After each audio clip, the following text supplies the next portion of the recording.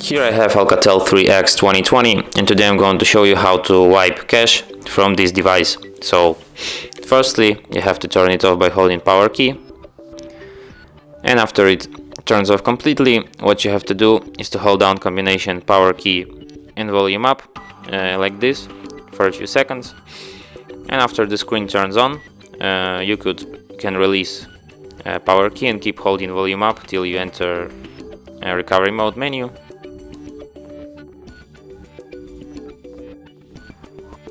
Here in the recovery mode, use volume keys to navigate and power key to select, and you should select the 7th option, wipe cache partition, then confirm it by selecting yes, and after the message cache wipe complete appears, you can restart your device by selecting reboot system now.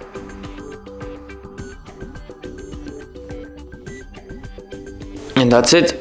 Thanks for watching. If you find this tutorial useful, don't forget to hit that like button and subscribe to our channel.